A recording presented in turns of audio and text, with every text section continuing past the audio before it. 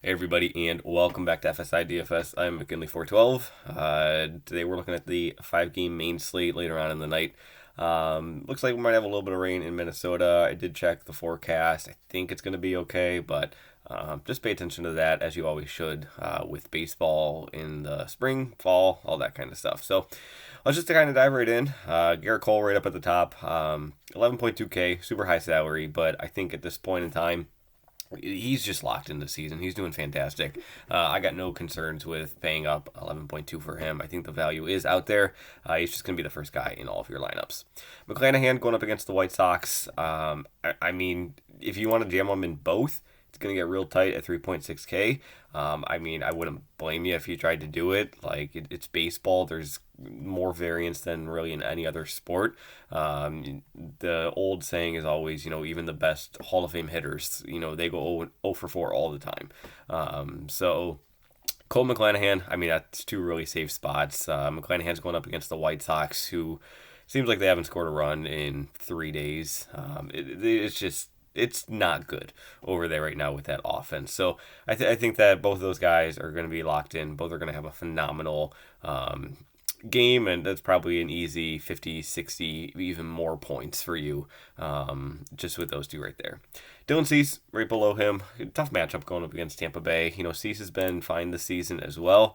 But when you're comparing him to what McClanahan and what Cole have done, including the matchup that he is going up against Tampa Bay, 9.2K, yeah, he does get a little bit of a discount, but I think he's more of like a GPP at this point.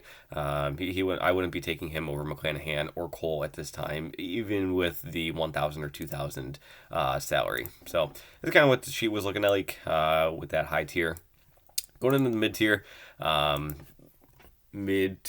I know Gibson is 7.4K, but there's a wide variety of salaries on the slate, even though it's only a 5-game slate. But I do think Gibson going up against Detroit, we just know we're going to be picking on Detroit a lot this season. We kind of know the teams that we're going to be picking on, the teams with the high strikeout rates, weak offenses, all that kind of stuff. So I think Gibson at 7.4K is probably going to be my favorite in the mid tier. Just because of the salary that savings that he does provide, along with the matchup that he does provide. He doesn't have the greatest strikeout upside, but given everything else, I think he's going to be your number one. Molly, right behind him, I would be having him going up against KC. KC can be kind of, they do have some power in their lineup, but I do think that with, there it is. I knew I had a cough. I was just waiting for it. But I do think that with just combined with everything, he's doing fantastic against right-handed pitching so far or right-handed bats this season. I think that he's able to induce a lot of ground balls, keep the ball on the ground, do that kind of stuff. So I guess last start he didn't do too well with that, but for the most part, he's more of a ground ball pitcher.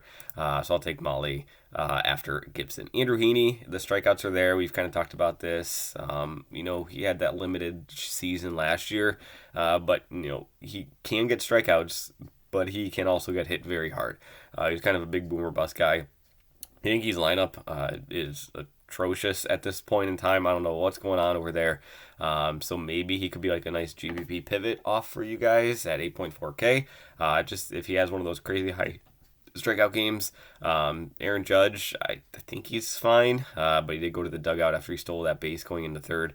But again, I think he's fine, but still, maybe he's a GPP play for you, just given with how bad that offense kind of has been and kind of where in the no man's land salary that he is at 8.4K. Going into the cheap tier, Lucchesi, he's the only guy that I have interest in. 6.4K, he just absolutely obliterated San Francisco last time out. He's got Washington this time. Washington isn't really a scary offense either, but this has been going on for seasons now. Washington just doesn't strike out as a team. They got one of the lower strikeout rates as a team against left-handed pitching, so Lucchesi, I'm not saying he's a bad option. He's fantastic, especially at 6.4K. If you want to get some more savings and put in some bats, like a Cole Lucchesi, 4,000 remaining for the rest of your bats, easily doable. No concerns there. So, in terms of Gibson and Lucchesi, who do I like more? I don't know. I can't separate them, honestly. Gibson, he doesn't have as much K upside, but he's got a team. He's facing a team that strikes out a whole lot in the league. Lucchesi, faces the team that doesn't strike out really at all in the league, and Lucchesi is 1,000 cheaper. So it's pretty tough. I wouldn't really be able to separate these two. I think either of them are totally fine if you do want to go with your SP2 like in the lower tier. So let's just kind of talk about the bats. I think the top bats are going to be Baltimore, Minnesota, and the Mets. It's the teams going against the three worst pitchers on the entire slate. It's not going to be too cute. There's nothing too cute about it. But I do think for Baltimore going up against Wentz, you're looking at their nice right-handed bats. Wentz is a left-handed pitcher. Obviously, this says right here. Mountcastle is probably going to be the favorite option at 4.6K. Mullins, I know he's a lefty, but there's always that stolen base upside with him, so I don't mind him there. Adley Rutschman, he's fine. I mean, like, at this point, you're facing a pitcher who it allows a lot of hard contact. So, like, I don't care that, Rutschman is kind of slowed it down so far this season. Really, Baltimore kind of has slowed down a little bit on offense compared to that opening series in Boston where they just went nuclear. But I don't think you can go wrong with Baltimore stack at this point in time. Hayes is day-to-day. Not really sure, what the extent of that is, but he's fine. Gunnar Henderson, slow start to the season, but this is a top prospect. I think he's going to turn it around by the end of the season, and he'll be up in like the mid 4K range before we know it. So I do think that Baltimore going up against Wentz, who does allow a lot of hard contact, is going to be my favorite stack on the entire slate.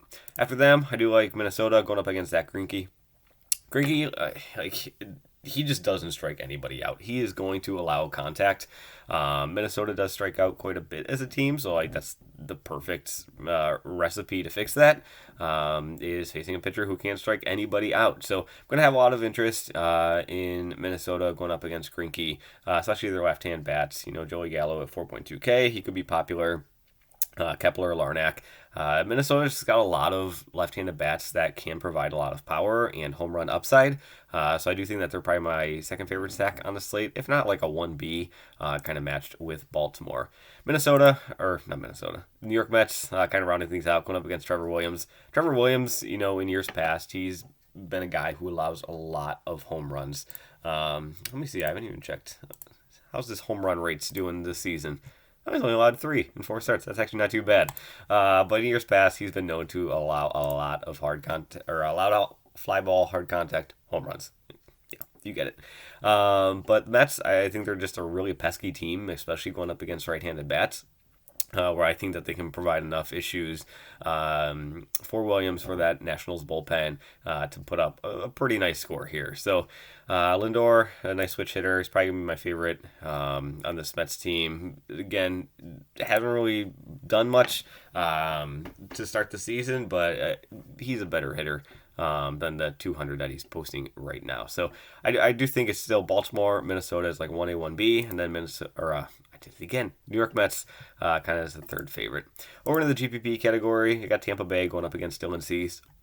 Dylan Cease, like I said, he's a fine pitcher, but Tampa Bay, they got a really annoying offense. Maybe they can get Cease out of there in only 4 or 5 innings, and then they're facing that White Sox bullpen, which is one of the worst in the entire league. So far this season, they've just been absolutely terrible. So I don't think many people are going to be on Tampa Bay just because they are facing against Dylan Cease, but if they can somehow, annoy him with a bunch of foul balls and all this kind of stuff and get him out relatively early in the game, they can do some damage, especially later on in that game.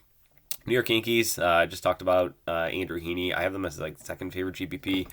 This lineup's not great.